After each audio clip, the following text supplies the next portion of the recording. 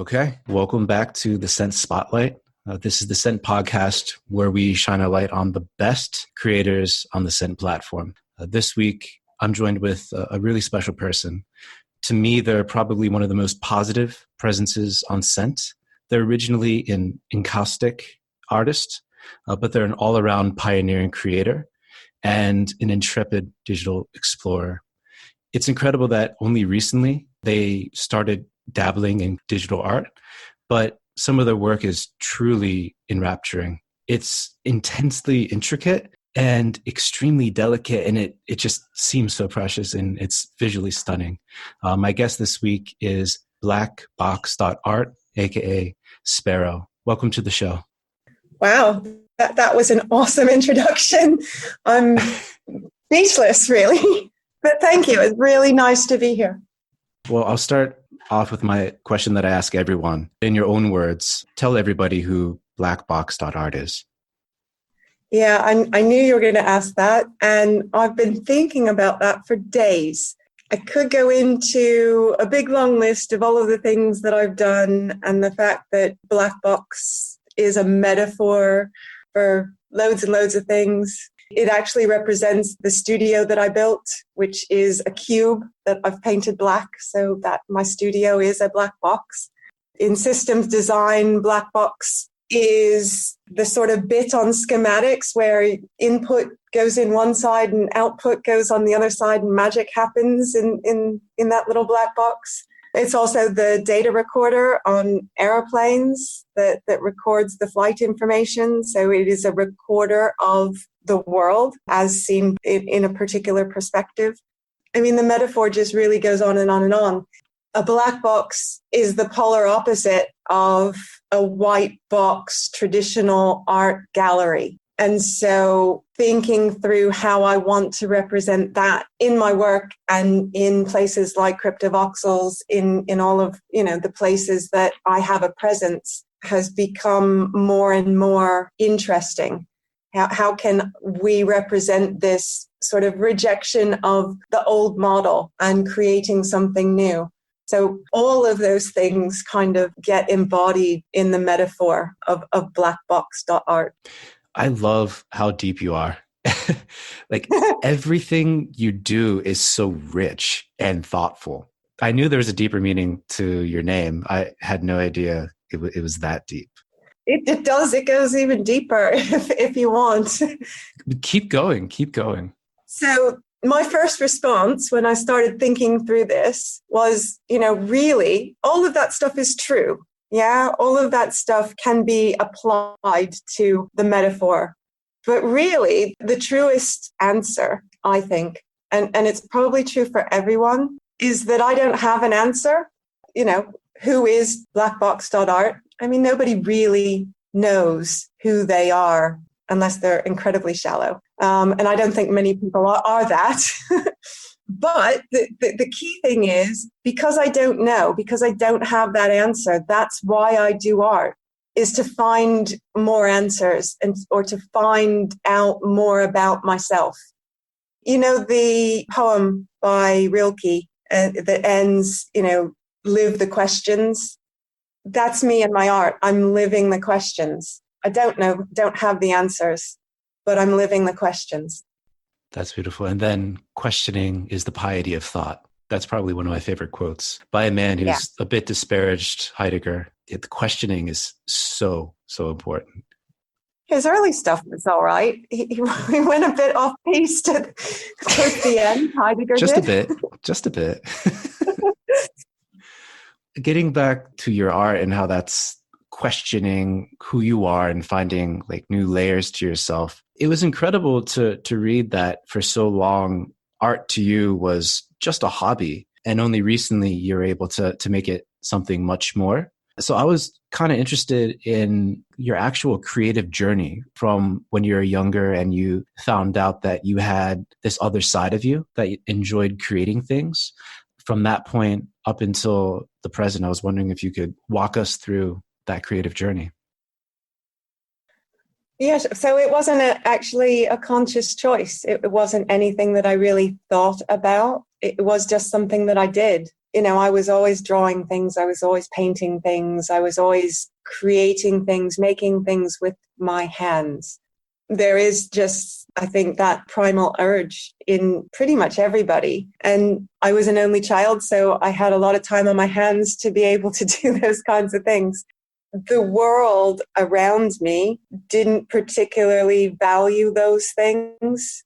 And so, I was always good at school, went to university as was expected, did all of the things that kind of were expected in a sort of non-expected way. I skipped my senior year of high school and went to university instead because I got good enough scores on my SATs to get offers from universities without finishing my senior year. I thought that I wanted to be a pharmacist at that point.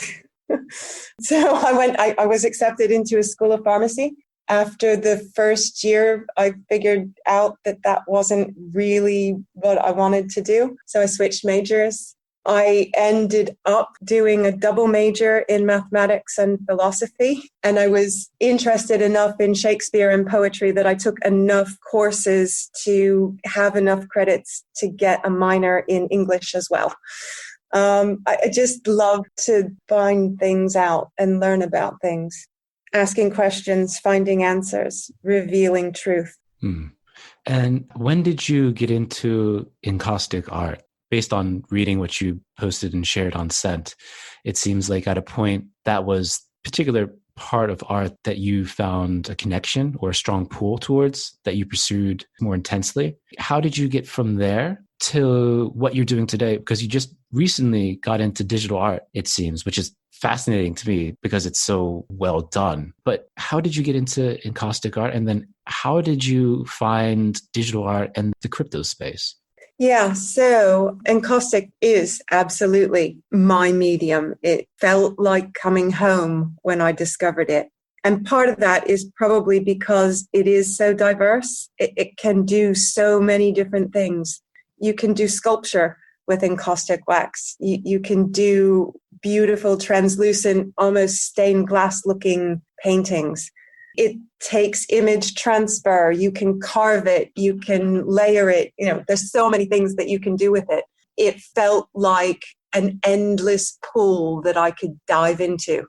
And it's very organic. It's very physical. It's just a lovely, lovely medium to work with. I found that probably about 4 years ago. There were some absolutely amazing exhibitions in London that year. There was a Georgia O'Keeffe retrospective at the Tate, and I've always loved her as an artist. And then there was an abstract expressionism show at the Royal Academy, and that's always sort of been my favorite art movement.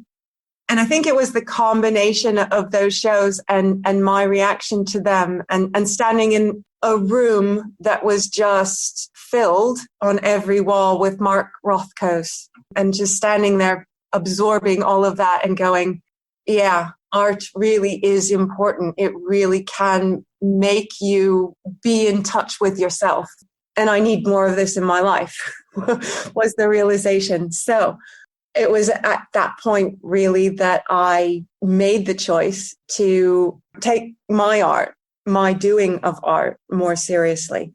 And it wasn't long after that I found encaustic, fell in love with that, did that for a year or so, I guess, very intensely, and then needed to try and figure out my own visual language.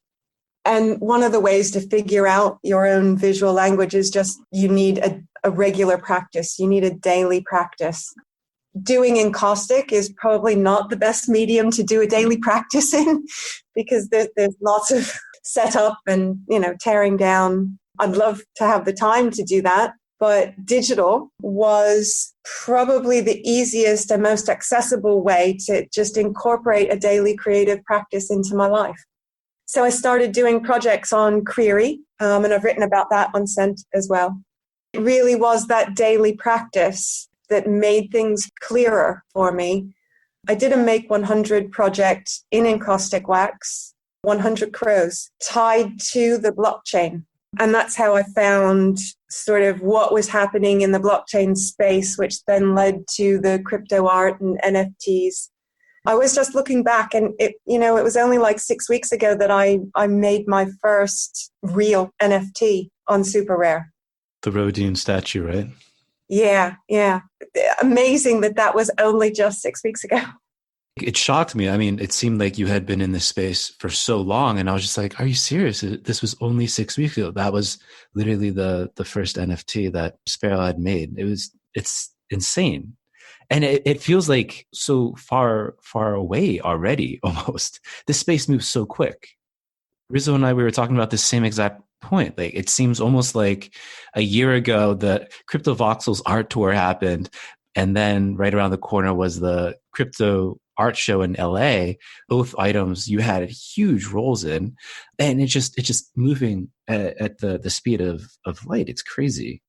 So that's the really nice thing about this space, is this whole AI thing and the idea of latent space.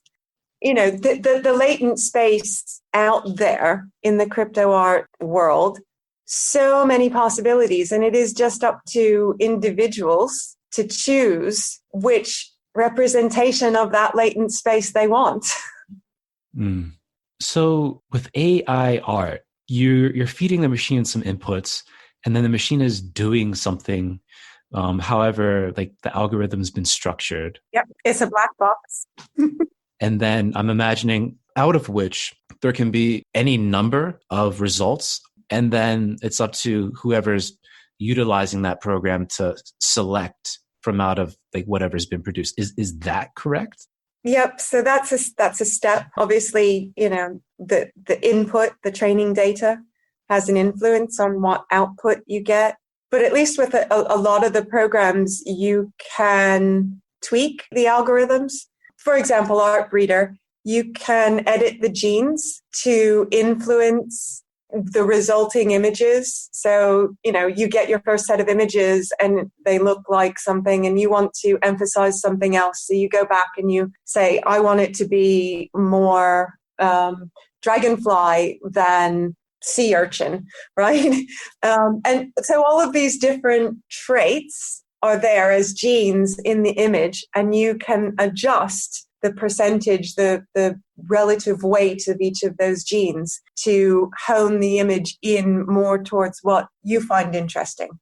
I hadn't heard the idea of latent space before. There's already been an infinity of possibilities. It just seems like the array of possibilities has just been increased exponentially, infinitely. And we're seeing things that people had never imagined before, right?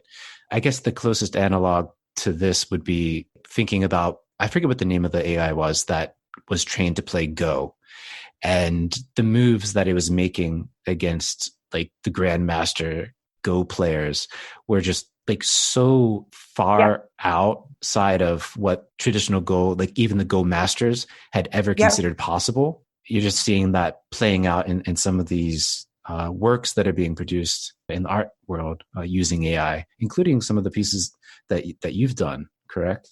Yeah, there's a lot of people that are very critical about AI art, and people who will say, well, it's not art because it's made by a machine and only humans can make art and all of these things. I mean, it's a tool just like any other tool, and I don't have a overly precious definition of what art is. I think art can be anything and can be produced by anyone. If someone out there appreciates it and it resonates with them, then it's art. I think that sort of democratization, that taking art out of the pedestal that museums and things like that want to put it on, that rarefied atmosphere, that's what's going to keep the art movement that is crypto art vibrant. Anyone can do it. Really, anyone can do it. Mm-hmm. Yeah, and there's a scene in Mad Men. Salvatore Romano was standing in front of, I don't know if it was a Rothko, but an impressive piece of art. And Salvatore's like, wonder what it means. And then the other character was just like, I don't know, but you really do feel something, don't you? It just seems like that feeling something, as long as like the work makes you feel something, that to me kind of vibes with what I experience or what I think of as art. And I feel like that's as good a working definition of art as I can think of. And I love when there's naysayers saying that's not art, because you can think of all the individuals in the past making crazy like TV-based sculptures. And I'm sure there was countless number of people saying that's not art. And they just go on later to be some of the most sought after artists and respected for pushing the boundaries of what's possible in art. I love that. Yeah, no, absolutely. It needs to be made more a thing. You can see the parallel in the crypto world. Bitcoin. Does Bitcoin really care what the traditional financial institutions think about it? No. It's just going to keep being Bitcoin, right? It's going to keep doing what it's been doing because it's programmed to do that. Although crypto art isn't programmed, because crypto art is the community, as far as I'm concerned, of artists, it needs to just keep doing what it's doing. It doesn't need to court that approval from the traditional art world. Totally. And you touched on something that I wanted to ask you, and it's been like a running theme in a lot of your writing, talking about, number one, just the community within crypto and in crypto art specifically. I love how you always touch on the promise of crypto, what sort of possibilities it could unlock, is unlocking, the promise of a better tomorrow almost. I'm wondering if you can expound on that, or at least talk about like what crypto, what it means to you, like what sort of promise you think it contains. I think Max's show, the LA show, really embodies a lot of that. I think, for me at least, it was Max's show, because he's so generous, became our show. It wasn't just about him. It was about all the artists that were involved. And it was about all the artists doing what they do, doing what they want to do. And that's when the magic happens, right? That's when a community can be themselves without any intermediaries. Brecky said it in his tweet. You know, it was the first community artist-led, artist-organized show without sponsorship, without a conference or any gallery or curator even organizing it or moderating it. It really was just us. And there is that very strong feeling of us. And I think that kind of community, that feeling of belonging to an us, is what needs to happen in the world. More people need to find their place, their group, where they can feel like people really get them. And in talking to a lot of the other artists in the crypto space, that's what they felt. And that's why they're here, because the other artists get them. The people in the space get them. The collectors get them. I mean, it's every artist's dream, right? Is to make something and put it out there and have people really get it. Yeah, it was incredible to watch that in both dimensions, like in Crypto Voxels, while people were like flying around and you were wearing your crazy skate wearables, which are fantastic, by the way. And then seeing the live event, watching on Instagram Live, Max going around and not introducing himself. And with those crazy filters. Those filters were awesome. Yes. They're pretty sweet. Community is a word that I've been thinking a ton about these days. I mean, you talked about it, but I'm convinced that is like the secret sauce of what's going on here. I'm so excited by it. That's where the power is. That's where the potential lies. That's where it literally is everything. And it's not just like a community where people can say things to one another. Like Reddit has had great communities, but there's always been constraints. I feel like when you layer in blockchain and crypto into the communities, you empower the communities to do so much more. What we're doing, what you're doing, is just really scratching the surface, right? Yes. But at the same time, it's like we're coming together in this from the online world, doing things in the real offline world. And we're doing things that are special, that really they haven't been done before. We're witnessing something so super profound. I'm like 100% convinced of that. But it's going to take people like yourselves who are hustling so much. to move that forward. And I feel like there's more and more people like us really hustling. Like you have a day job, I have a day job and a night job and a weekend job in crypto, right? Yep. I'm super curious because like you're involved in the Crypto Voxels Art Tour. You're managing the prize distribution for that with Skeeny. We talked about Max Osiris's crypto art show in LA, and I'm sure you're doing like a million other things that no one knows about. But I'm curious, like, how do you actually prioritize and organize everything that you're involved in?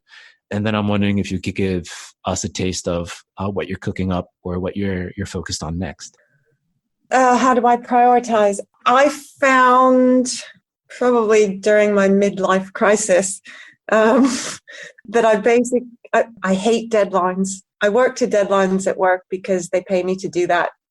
I work best by following where my energy goes. And so whatever it is that's grabbed my attention, whatever it is that I can feel excited about, I should be doing that because I'm just so much more effective when I'm doing the stuff that I want to do.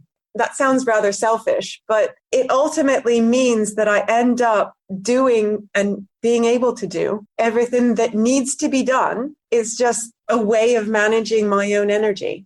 And I manage my own energy by following my energy. So the whole Crypto Voxels thing was amazing. I still am speechless almost at how much we accomplished and what we got done and what the response to what we got done. I mean, that's going to be a really big thing. We've only just started that. And we've got like more and more people saying, oh, I want to join. Can you feature my gallery and everything else? And the fact that it just kind of happened. I made a post on Scent, and the next morning somebody had picked up on one of the things that I mentioned in that post, and it just happened. That's the magic. That is the magic of a community that aligns. Totally. It's such a beautiful thing. I am so happy to just have like a small hand in all of this and to be able to have a bird's eye view of everything that's going on and how it's flowering, and it's also beautiful. You can't really manufacture that. You can't make that happen. It does just happen when all sorts of different variables align. Oh, 100%. It's not something you can engineer. It's something that you need to make sure that the product or whatever is engineered in such a way so that things like this can happen. You just try to make sure that you enable the possibility of things happening organically. Too often, I think people try to over-engineer and they snuff out the flame of anything potentially interesting. What I love about Zen is it's sort of like what people make of it. It just, there's a couple tools and people are able to use them in whatever way. But really anything enabled by blockchain is like that. So people are able to stay on the same rail, so to speak, and just go wherever their energy leads them. Exactly. It's just so seamless going from world to world, if you can consider Santa world and Crypto Voxels a world. And then from the digital to the offline worlds, like they're all connected by crypto, essentially. And that shared interest in the idea that binds the community together on top of that. Yeah, it really is magic. Yeah. But I'm curious, for Scent in particular, is there anything that we can do or anything that we can change to make it better for you and what you do? I'm really looking forward to the new Scent. I'm looking forward to seeing what you guys think needs to change, because being a software engineer myself, that's interesting to me. What different projects prioritize and what different projects do. So I'm looking at it not so much, well, from a user perspective, but also from what is it that this wants to be? I know that certainly with Query, because I was involved with them, I run a witness node for their blockchain. They really have a clear hands-off, this is decentralized, we don't moderate anything. It is the community intelligence that will make this be what it is going to be. And I find that really empowering and really compelling. And I think I've found the same on Scent. Like you say, there are a few tools, but you can use them however you want to use them. The only limit is your imagination.